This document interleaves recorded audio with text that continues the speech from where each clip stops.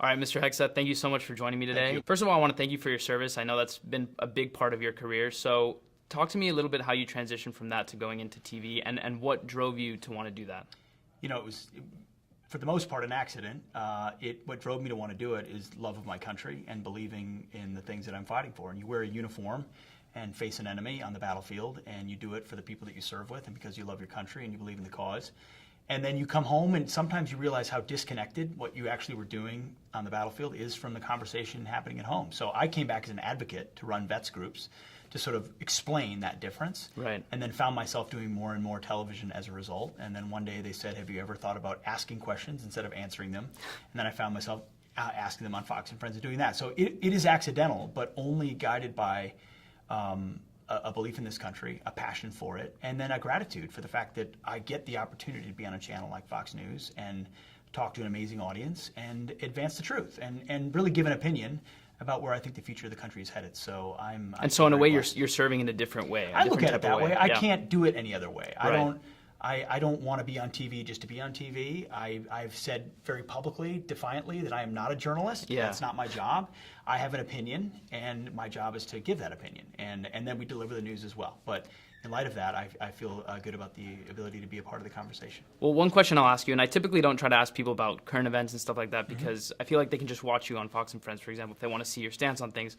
But because it's breaking news, I think within the last hour, the president finally signed in the tax reform bill. Just give us your thoughts a little bit. I don't know if you saw that AT&T has already announced that 200,000 of their employees are going to get a $1,000 bonus this Christmas because of the tax bill. Other companies are probably going to do the same. So talk to us a little bit about what your thoughts are. Well, I mean, thank you, Donald Trump. Yeah. I mean, ultimately, no, this would never have happened without him, without his resolve, and he did it in the face of unprecedented resistance at every single level within the fake news media, within his own party from Never Trumpers, of course from Democrats. Now we know from the DOJ and the FBI. Yeah. I mean, across the spectrum, this guy the deck has been stacked against him, yet he stayed laser focused on what really matters. And oh, by the way, not only did we pass tax reform, but the individual mandate of the heart of Obamacare has been hardly anyone's ripped out about that, as well. So this is a huge, huge victory. But part of the reason I'm here is to talk with Mark Meckler and go on stage to talk about Convention of States, which is an organization that I believe is on the leading curve of how we actually fix this country. So as excited as I am about tax reform, which is huge, and the president deserves all the credit, and it's a great thing for our economy.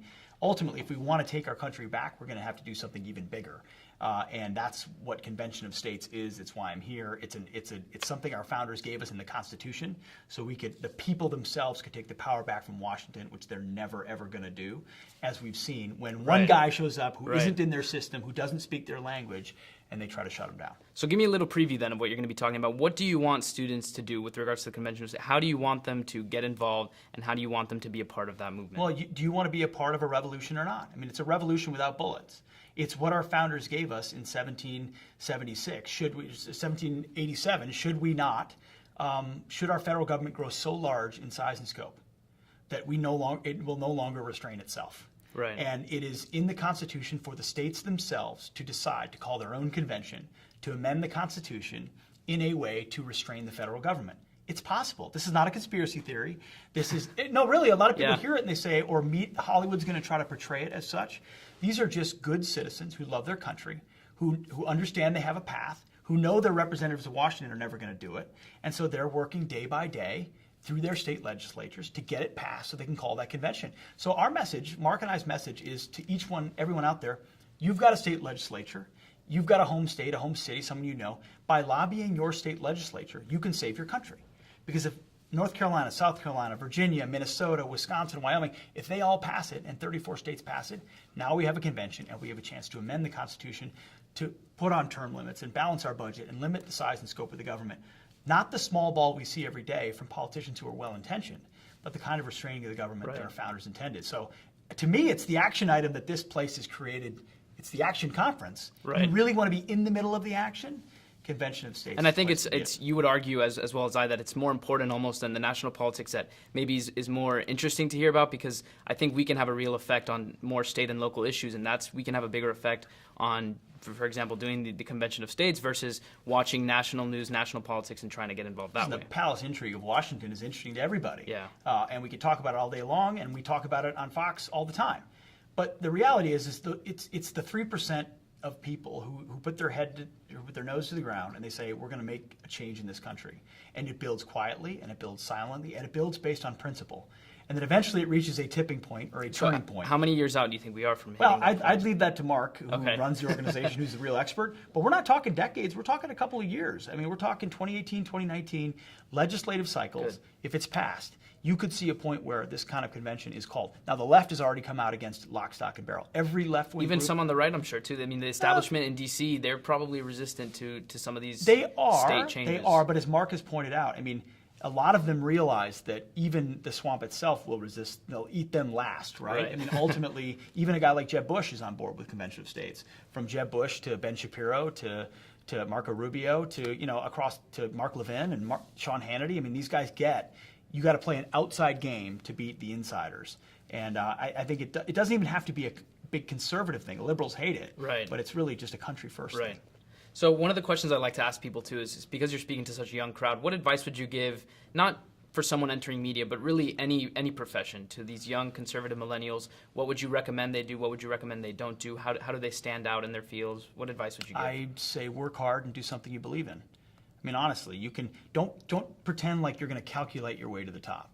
I'm going to do this job, so I can do this job, so I can know this person, get out of college, get your hands dirty, get involved in something you love, make a little bit of money or not, Go join the military, go be a part of a cause, go teach, go do whatever. Get life experience that grounds you in the world that we live in and the principles that are at stake. But don't let your mind wander away from the things that really matter, which is faith and flag and family and the things that have always endured. And I think, thankfully, President Trump is reminding people of a lot of those things. Exactly. Have a moment to go out, and I wrote a book called In the Arena. Go out and get into the arena, and whatever you can affect. You can't go run for president when you're 23 years old, but you can go run for school board or lead a Boy Scout troop or go get a job and become an entrepreneur or join the military. You can do those things, and through that life experience, you will be prepared to do something later in life. If I ever told you I was going to host a TV show on Fox News Channel 10 years ago, I would have laughed. If you'd told me that, I'd have laughed at you. Yeah. Because it wasn't in my life plan. God has brought me to this place, and I'm exceedingly grateful. And I'll do it as long as I feel like it's something useful to do that I'm passionate about. And then there's another chapter. So last question. Tell us something that nobody knows about your career or your life. Oh, my goodness. Something funny, a funny story, Something personal funny? anecdote. I don't know. I mean, something that maybe you haven't been able to talk about on TV that nobody would guess about you. Nobody would think Pete Hegseth likes this or has done this. Well, I'm just going to give you the obvious. I'm just going to give you the obvious go. because I rolled up my sleeves because it's sore. Okay. I just got my first big old tattoo on Sunday. Show it to the camera there. So right here. Pete It's Hegseth. a big Seen old it cross first with a here. sword inside of it with my unit that I served with in Iraq. I've wanted to get it for 10 years, and I never have. And I just said, if you don't do it now, when are you going to ever do it? We got it before Fox and You got it Friends, before so anyone got exclusive. it. I told Steve Ducey about it this morning on the couch, but we didn't show it on the camera. Well, got thank it you so first. much, Mr. I appreciate Hegseth. it. Thank you very much.